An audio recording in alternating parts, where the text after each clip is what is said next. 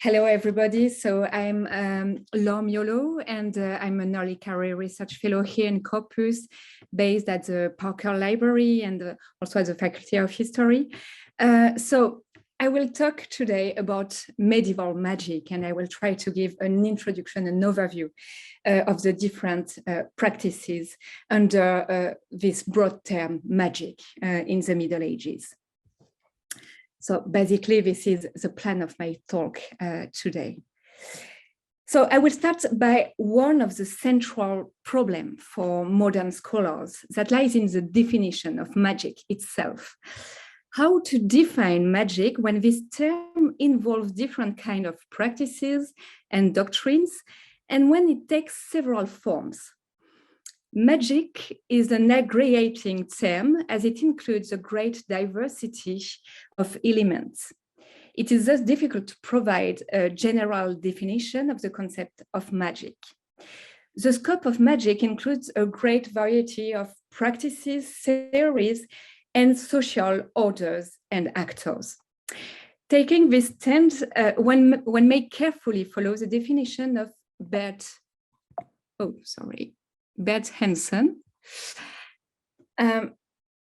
Magic may be characterized as the utilization of occult forces, that is, forces either supernatural or natural. I insist on the natural, we will talk about this later, but hidden, to accomplish desired ends, often by means of words or symbols.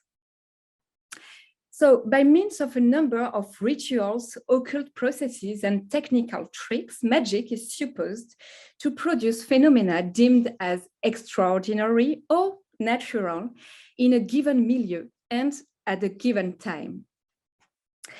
The different medieval cultures do not have the same view about magic. The Arabic word sahar is a polysemous term mainly covering the learned magic, but without any value judgment. In fact, it's not negative in the Arabic world.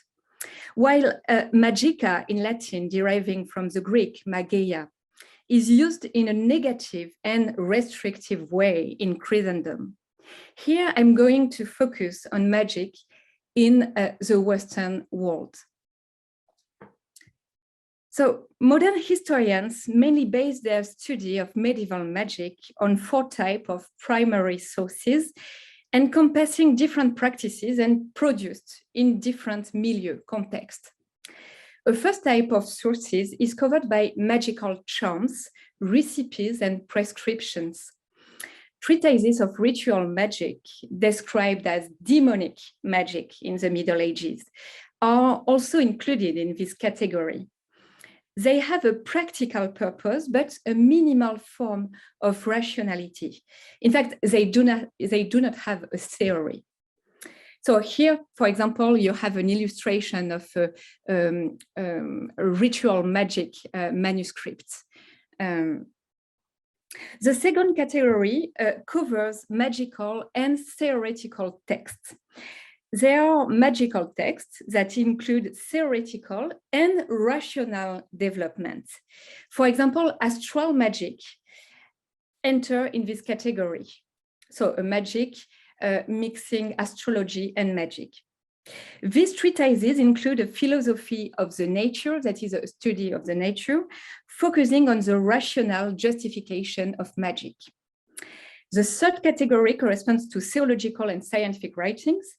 They provide a real attempt to define magic, and magic appears in those writings as an intellectual challenge, as it plays a role in the entire system of medieval knowledge.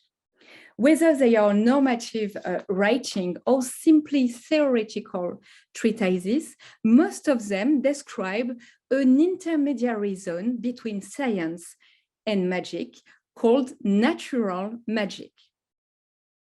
This allows medieval scholars to pretend to an exhaustive explanation of the world and its mechanism.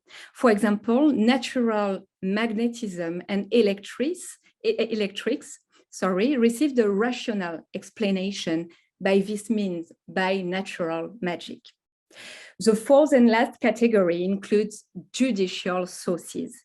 Especially at the end of the Middle Ages, there is an abundance of legal material, a multitude of procedural manuals or pamphlets against magic, magicians, and witches, as well as various official condemnations emanating from secular or ecclesiastical authorities.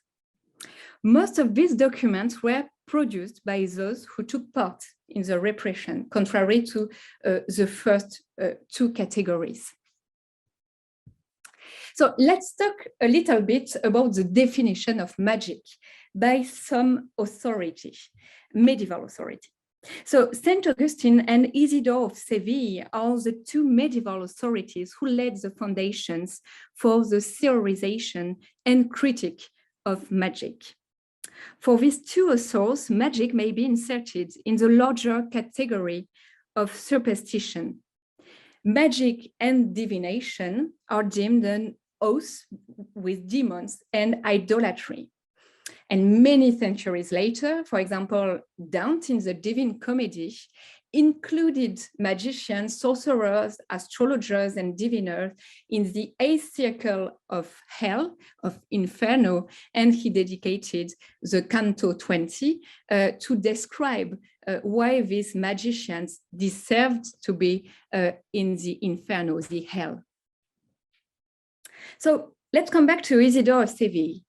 In his etymologies, he connects the magical art to divinatory practices, as you can see, divination, aruspicium, and auguries, and ritual magic, such as, here it's called necromancy, consisting in the conjuration of demons, angels, terrestrial spirits such as fairies, but rarely spirits of dead, contrary to the root, the etymological root of necromancy, necros, that is death in Greek. The other classifications found in Hugues of St. Victor, a Parisian theologian, Didascalicon, and Gratian Decretum, so a collection of canon law gathered by Gratian in the late 12th century, or John of Salisbury, Polycraticus. These definitions are mainly based on Isidore's definition. However, Gratian, in his Decretum, brought an important addition to Isidore's definition. So that the magicians are acting with God's permission. And you can see that John of Salisbury here is using this idea of God's permissions. So they are acting with God's permission only to create illusions or dreams difficult to distinguish from reality and thus deceptive for a lot of people. John of Salisbury went further by describing the magicians as those who also predict the future, so diviners. All these early definitions are in agreement in their warning against magic, described as deceptive and as a diversion of natural elements, leading to demonic cults, crimes, and abomination. For these authors, magic should not be conflated with natural philosophy, that is the study of the nature in the Middle Ages. However, this normative point of view will be progressively confronted with mutations in the 12th and 13th centuries, with impact of the new translations from Arabic, Hebrew, and Greek texts, which were translated into Latin. These new texts available in the West have had significant implications in the way magic was practiced and understood. The emergence of the universities at the end of the 12th century and in the 13th century also implied a redefinition of magic. Some medieval intellectuals sought to classify magic amongst the 7 liberal arts. So I will come back shortly to this. In other words, to the common tradition of magic is added a new learned magic with the new treatises and methods emerging from the translations. The term of common magic or popular magic characterizes a tradition shared by all practitioners, independent of their social backgrounds. That's why it's probably more relevant to talk about a common tradition of magic. It describes a non-organized magical knowledge covering a wide range of practices. Charms, for example, belong to this magical tradition. They are short performative texts and recipes, including defensive and healing properties used by physicians, midwives, barbers, surgeons. For example, you can see here on the slide, this 11th century charm against toothache, and it is accompanied with a recipe of medication to heal this toothache. Some of these charms own a divinatory aspect. For example, one might find charm recipes to find the thief of a horse. All is based on the power of the formula, in fact. The fact to say orally the charm help to perform and to enhance the magic of the charm. Amulets and talismans, on the other hand, have a protective and preventive power. Here is an interesting example of a 15th century amulet roll used to protect a woman during childbirth and to prevent her and the child of sudden death and bleeding. So charms and amulets are all Christianized, as they often include invocations or prayers to the Trinity, the Virgin Mary, or the Christ, hence the relative tolerance of the Church towards these practices. This kind of popular magic continued to coexist in parallel with the emergence of learned magic. However, popular and learned magic shared common practices and are not strictly distinct. They shared, for example, a certain number of rituals. Medieval lapidaries, that are text listing and describing the stones and their various medical and magical properties, were a first attempt to organize the magical knowledge. The most diffused lapidary is probably the poem composed by the schoolmaster and Archdeacon Marbodius around 1090 in Angers in France, before his election as Bishop of Rennes. In his Liber Lapidum, he catalogued 60 stones, some of them also possessing divinatory properties in addition to their magical properties. If they are handled with some plants or herbs bearing the same name, their magical power is enhanced. So here is an illustrated lapidary from St. Albans, in fact, illustrated by Matthew Paris. So, however, the lapidaries are less complicated than the new treatises, which started to circulate in the Western world in the first decades of the 12th century, and which are used by an educated elite. These newly translated treatises have a theoretical aspect aiming at asserting the scientific foundation of magic. One of the main actors of the translations movement in the 12th century is Petrus Alfonsi, a scholar and translator of scientific texts, born in northern Spain and supported by Henry II. In his Discipline of the Clergy, he described what he called necromancy, so necromancy, as a part of the 7 liberal arts. For him, the necromantia is composed of 9 parts. 4 are related to magic and divination according to the 4 elements: air, water, earth, fire, and the 5 others to magic and divination according to the invocation of demons. Here, Petrus distinguished the natural magic based on the use of the 4 elements and the demonic magic. This idea of natural magic based on natural phenomena and physics is later defended by several theologians. So in the second quarter of the 12th century, the translator John of Seville translated the treatise on talismans composed by Thabit ibn Qurra in Baghdad at the end of the 9th century. This text is dedicated to the procedure of making talismans that relied on the influences of the stars and planets. So here, basically, you have an example of magic seals and figures related to Mars that can be inscribed or engraved in a stone in order to enhance the power of the planets or the stars, here Mars.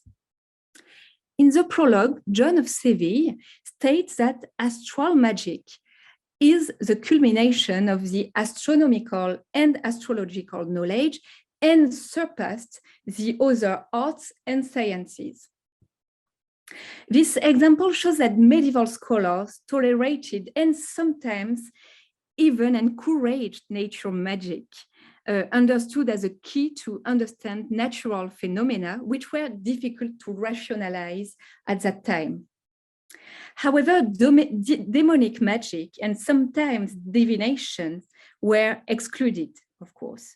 It is also important to note that the terminology is not yet fixed. Indeed, necromancy or nigromancy are often used to merely describe magic at the beginning. Similarly, the two terms are used in the same way, whereas from the 13th century, they are often distinguished from natural magic as they covered ritual and conjuration practices. For example, here you have a definition by Frank Classen about necromancy, which is ritual magic, including invocation of spirits or demons, with a standard rhetoric of prayer and exorcism using ritual spaces such as, for example, pentacle or altars, and including various media. So necromancy was often used to describe bad and ritual magic. So that is to say, in fact, demonic magic. Nigromancy had sometimes a more positive valence, but was also used to refer to a wide range of magical practices, from demonic conjuring to purely astrological magic. So in fact, from the 13th century, both are synonym and they describe demonic magic. The new translation allowed magic to justify its existence by a proper theoretical foundation and to pretend to a prominent place within the medieval classification of knowledge. Although this claim is only present in some specific text and supported by some clerics, magic benefited from the support of a part of the ecclesiastical and lay elite. Translators and authors of magical texts were clerics in direct contact with the Arabic culture. Most of them were supported by powerful patrons. The King of Castile, for example, Alfonso X, promoted astronomy and astrology, but also some occult sciences. In 1256, he commissioned a translation in Castilian of the famous Arabic treatise on astral magic, also translated in Latin under the title Picatrix. In the Picatrix, magic is called necromancy and is described as having a theoretical part based on astronomy and astrology to know the good time of a specific action, for example, the making of talismans. The practical part of necromancy is based on the knowledge of the animal, vegetal, and mineral reigns and the astral influence on them. However, the Picatrix was too transgressive against the Christian faith to circulate freely. It gives prominence to talismans, sacrifices, stars fumigation, that is burning incense, aimed to pour the spirits of the celestial bodies in stone or piece of parchment inscribed with characters or images. Some of the rituals described in the Picatrix include rituals to kill a man or to destroy a city. Alfonso X also commissioned a translation of the Hebrew magical treatise entitled Book of the Angel Raziel, dedicated to the knowledge of secrets acquired by magic, which is necessary to exercise political power. So you better understand why Alfonso X commissioned this kind of treatise. The King of Castile also promoted the compilation of 2 treatises of astral magic dedicated to the making of talismans, as you can see here. In the famous Canticles of Holy Mary commissioned by him, demonic magic is mentioned, but only to be condemned. It tells the story of a priest. You can see here this priest in the middle of the pentacle, who wants to seduce a beautiful young lady by summoning demons and threatening to lock them in a bottle. And here you can see clearly this bottle. The first invocation does not work, but the girl becomes madly in love with the magician after the second conjuration. And she is only saved by the intervention of the Virgin Mary.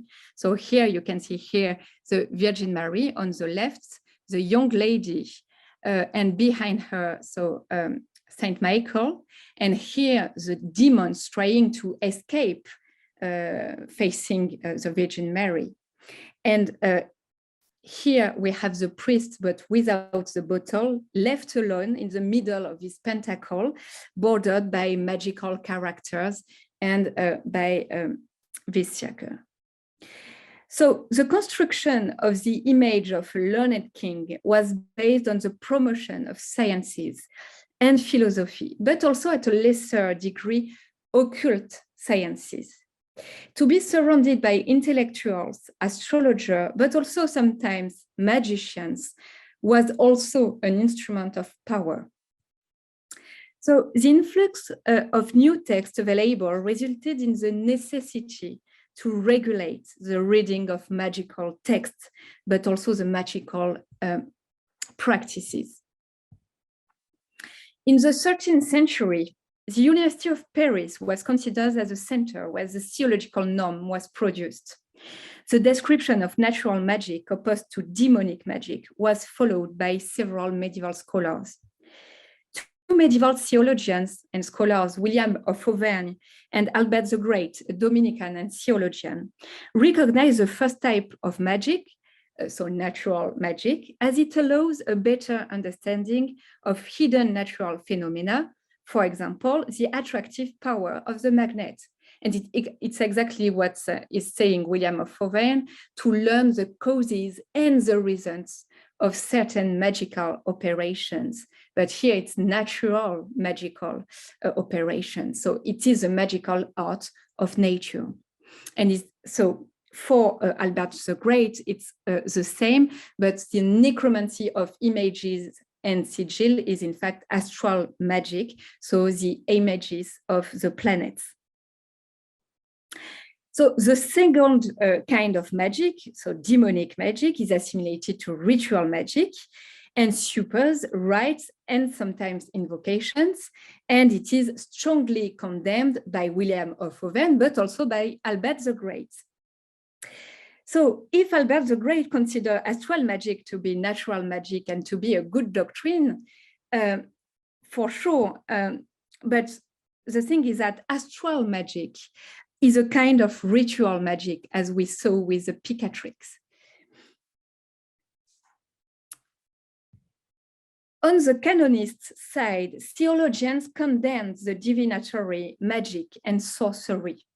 Divination is considered as foretelling by lots or spells, and sorcery as a rudimentary evil magic to cause death or illnesses. And it is called maleficium, that is evil practice. They are punished by the declaration of infamy or excommunication. Soon after its foundation in the 1230s, the Inquisition started to chase the heretics, but also individuals performing demonic divination, including all types of ritual magic. The start point of the repression conducted by the church is characterized by Pope Alexander IV, requesting the inquisitors to control the practitioners of magic and divination. However, the most important condemnation intervened in Paris in several phases. In 1270, the Bishop of Paris, Stephen Tempier, published a condemnation against erroneous propositions.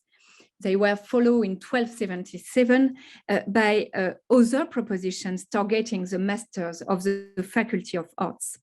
They specifically condemned the astral determinism, which was deemed a negation of the divine providence. Astral magic was then also included in these condemnations, of course.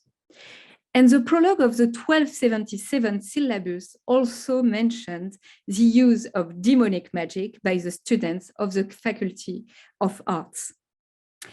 This echo a less known condemnation taking place around 1290, focusing on the books of divination and spells and on the books of necromancy, pyromancy, hydromancy, chiromancy, several kind of divinatory practices. The norm established by the theologians and followed by the rest of the society is the following, basically. Magic and divination are acceptable if and only if they are based on natural elements and physics. Since they are in contact with all types of rituals and invocations, they are assimilated to a demonic pact and then condemned. After the changes and assimilation of the previous centuries, the learned magic flourished in the 14th and 15th centuries. Although in most of the classification produced in the 12th and 13th centuries, magic is generally described as necromancy. In the 14th and 15th century, it is established that necromancy means magic with the assistance of demons, so demonic magic. So in this slide, you can see that necromancy, here with his synonym negromancy, is perfectly described as an invocation of the demon. Here you have the monk invoking a devil, in fact. But also in this classification by Brunetto Latini, it's interesting to see that necromancy is at the very top of the arts and sciences, besides astronomy and astrology, here called astrolomy, so astronomy, astrology, and logic. So they are at the very top of this classification. However, progressively, all types of magic will be assimilated to necromancy by the common view, as its practice increased in the last centuries of the Middle Ages. Several sources are now lost because destroyed, but the crossing of the testimonies based on trial records, inventory of medieval libraries, and the extant manuscripts shows that this kind of practices was not entirely isolated. Those treatises were deemed highly subversive. One example is the clavicle of Solomon here. Of Greek origin, but available in Latin since the second half of the 13th century. This text is divided into two parts. One is dedicated to the context of magical practice and its main purposes, including the right time to start rituals according to the stars, the making of circles and conjurations to attract demons, the main magical signs and figures, and also how to make a pentacle. The pentacle is supposed to attract evil spirits for the magicians to use them. The last chapters of the first part of the clavicula described several magical recipes and their purposes. Recipes, or experimenta in Latin, have different purposes. One finds recipes to become invisible, to find love, or to counter a curse. The second book details the different practicalities of magic, the master magician and his disciples, the baths and also the ablutions before the ritual, and the location of the rituals. The clavicula may be considered as a full encyclopedia of magic. In the text, the magician and his disciples are depicted as royal priests with sacerdotal clothing and crowns, subverting the holy sacraments. Magic rituals also assimilated and used the same codes as the Christian Church. Rituals always included traditional prayers or pretense of sacraments. The magician also prepared himself by a regimen of confession and purification. The practitioner of demonic magic seeks to enter in contact with demons or spirits after different rituals. The demon will then appear and assist the magician. The demonology manual included in magical treatises describes the symbols associated with demons, their spirits, functions, and properties. Here you have an example of a demonology treatise. Demons are often negative, whereas spirits may be beneficial. Satan, Lucifer, Beelzebub are described as the princes of the demon or super demons. These demons are often described as supporting magicians in their purposes, but not to spread evil on earth, in fact. They are often called to serve illusionism. For example, they help to reveal a castle, a flying horse, but they are also part of most of the divinatory recipes. So who were the magicians and practitioners of this learned magic? According to extant sources, most of them were clerics or former masters educated at the university. It is not surprising since ritual of invocations are very similar to exorcism formula. And most of the book of necromancy are written as well in Latin. Necromancy may be deemed a clerical magic. One may see that magic also served political power. In 1441, Eleanor Cobham, wife of the Duke of Gloucester, was accused of conspiration to secure the death of Henry VI with the assistance of 2 clerics and a witch. The 4 of them were accused of treason, use of demonic magic and sorcery, and were executed. During her trial, Eleanor did not deny to request magic ritual from Master Bolingbroke to conceive a child with her husband. So she resorted to magic even before 1441. The assimilation of ritual magic with sorcery and the conflation of magic, sorcery, and heresy is a tendency that can be noticed from the early 14th century onwards, which conducted to the growing fear of superstitions, magic, and sorcery all combined. The ambivalent aspect of magic is based on the fact that it may be used in different ways to heal, to comfort, or the opposite, to spread evil, to kill, or to harm. But the common view that magic and sorcery were performed to harm helped in the demonization of magic in the 15th century. Ritual magic and sorcery were performed by different social groups. 2 groups of people are thus concerned by the practice of magic. The learned magician on one hand, and the witch or wizard coming from a more popular background who were rarely literate. The witch was orally educated to the art of sorcery, often by a relative. It is a difference between popular magic and learned magic. However, sometimes both types of practices conflated, as I already said. In the 15th century, the constituent parts to accuse someone of sorcery or demonic witchcraft were theorized. So there are the nocturnal flights, the metamorphoses, the Sabbath, the demonic part, and the maleficium. The maleficium, in fact, it's evil practices, pure demonic magic. So the 15th century repression is also marked by the fact that attention was shifted from the individual practicing magic to a group or even a society. The protagonists were not men, the wizard or the magician, but women, so witches. The foundation of the repression lied in local denunciations of those who were considered as dangerous and subversive for the community. This relied only on the local bad reputation of the offender. Most of the accused women are socially isolated.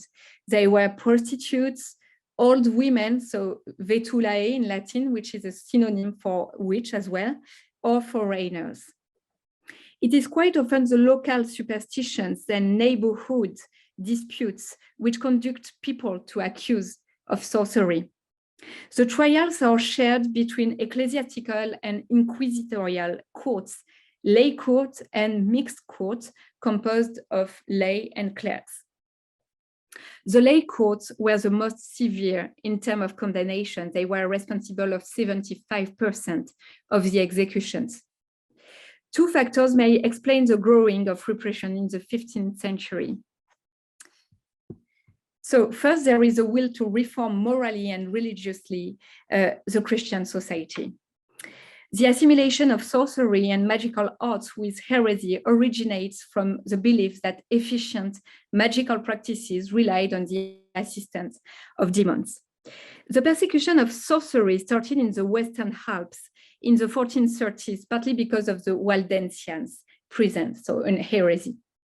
The conflation between Waldensians' heresy and witches or wizards by the inquisitors may explain this early start. The second factor lies on the explanation of the persecution as a strategic issue between the lay and ecclesiastical power. Persecution would be an instrument of power, especially in the rivalry between the church and the lay power. The lay courts playing a central role in this persecution remove in a way the church monopoly in the fight against demonic magic and heresy. It marks the growing Christianization of the temporal power, as well as the continuous conflation between magic, necromancy, and witchcraft. And so I will conclude by a brief word about the Parker Library, which is renowned for, as Charles said this morning, for its important collection of medieval and Renaissance manuscripts, including one of the most important collection of extant Anglo-Saxon manuscripts. But also the Parker Library has one of the most important collection of early printed books. It is also one of the most significant surviving Renaissance libraries in Europe, and it owns the largest collection of Anglo-Saxon charms after the British Library. So here you have an example of a manuscript held at the Parker Library. So early 11th century manuscript, including a magical charm to be recited by shepherds when animals were missing or to avert a theft. So just here, this charm is in the at the very bottom of the leaf. A great part of the manuscripts copied in Britain were collected and then donated by Matthew Parker, Archbishop of Canterbury, under Elizabeth I. However, the Parker Library also received other important donations of manuscripts, building an important collection of European and also Central European medieval manuscripts. There is also a substantial collection of Arabic manuscripts. So the Parker Library is a lively library welcoming students, researchers, and readers. Seminars regularly take place in the Wilkins Room. So this is the Wilkins Room here on the slide. And exhibitions of the highlights of the library are organized each term. So we are very much looking forward to welcoming you in the Parker Library. Thank you.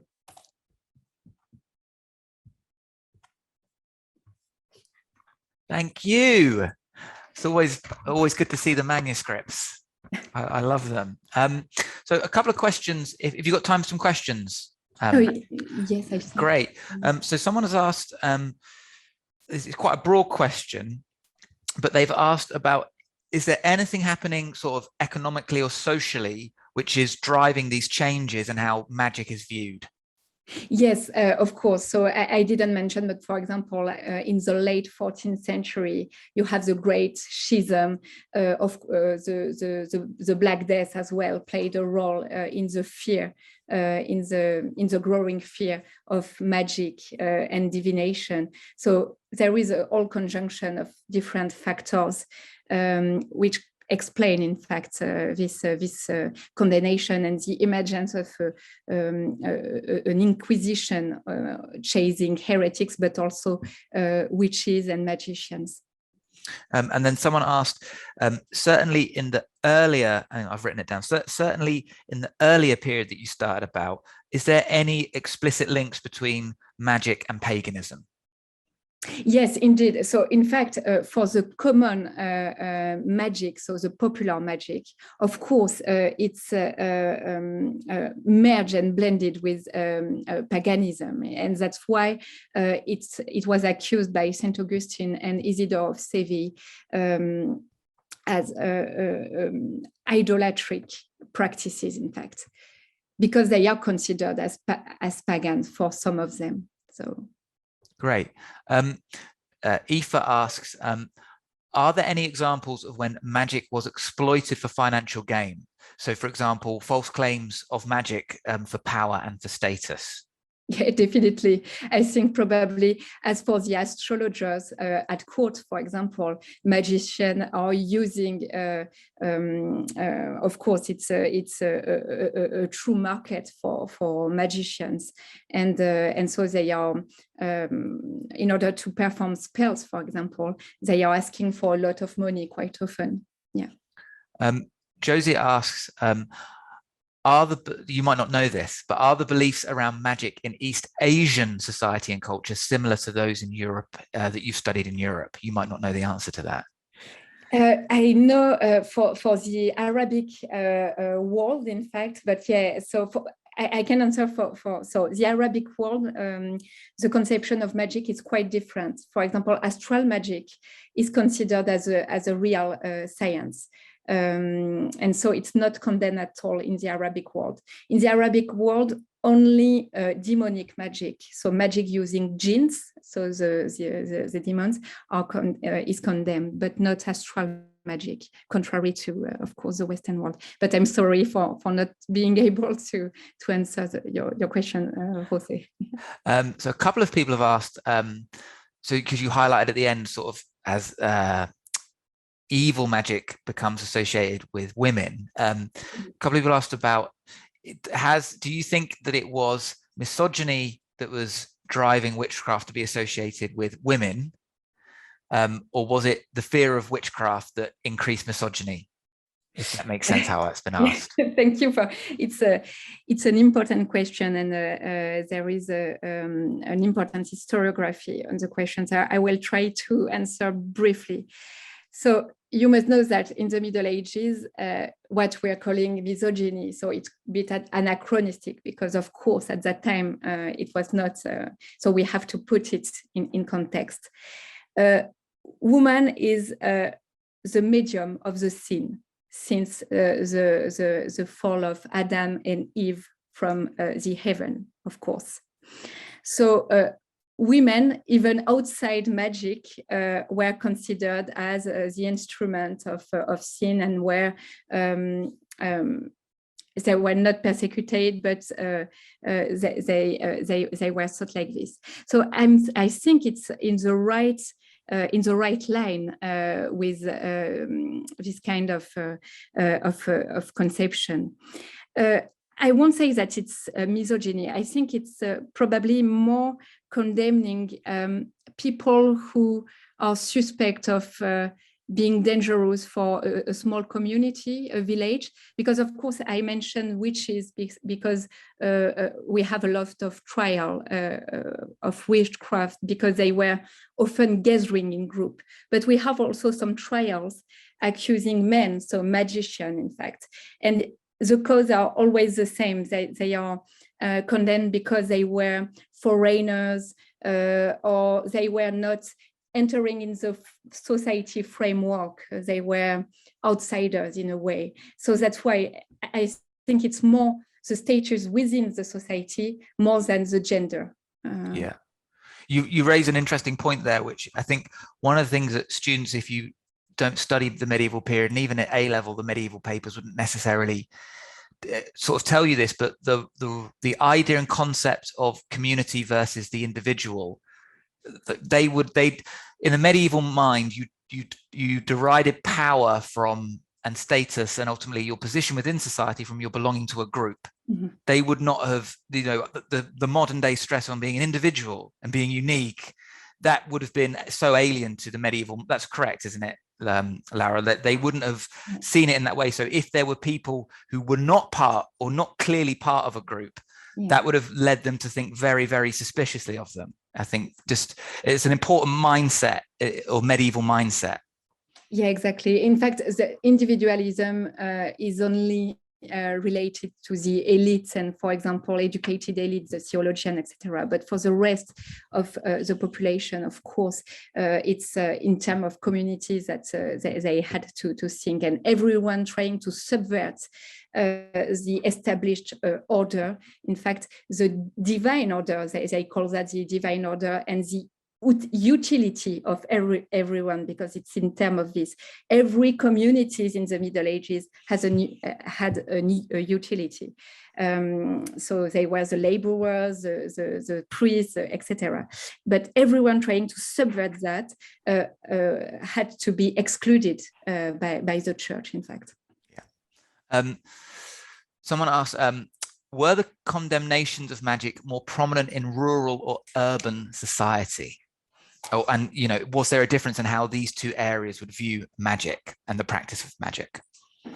Yeah, thank you. It's also a very interesting question. So, in fact, I would say in both. Yeah. So, in cities, you have so popular magic, beside as well a learned magic. For example, in Paris, the students of the Faculty of Arts are reading some magical treatises and are also practicing a sort of popular magic.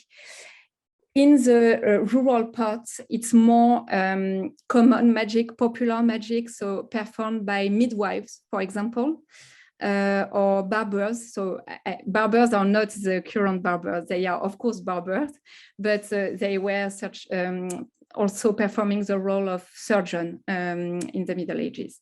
So I would say both. In fact, you don't have it's quite well balanced. Great. So I'm conscious of the time, and we've already overrun a little bit today. So if I could just ask you, there's some more questions unanswered, but I would like to ask you another question. So for anyone who's interested in this, so if you spark their interest in it, is there any sort of book or article that you would recommend that they start off reading with? Yes. So shall I put the reference in the chat? Or? It would be great if you could do that. Okay. So definitely I would. So it's the Routledge. So let me check. The Routledge History of Magic. So edited by Sophie Page and Catherine Ryder. So trying to. I've done it. Okay. Great. And so, yeah, it's a very important collection of articles, and definitely you will find a lot of information to start reading about magic in the Middle Ages. It's a reference in the field, and it's a recent book. So in fact, it's up to date in terms of bibliography as well, because I think it was edited in the 1219. So definitely, it's my advice. Go and read this book. You mean 2119? No, because no, you said 2019. Yeah. I say edited in 1219. No, that's no, interesting. 1219. But I have also medieval reference. if you Great. So I would like to say thank you on behalf of everyone who's watching. Thank you very, very much for your talk. Yeah, really interesting. I mean, I'm a medievalist, so of course I'd say it's interesting, but no, I'm sure everyone enjoyed it. So thank you very, very much.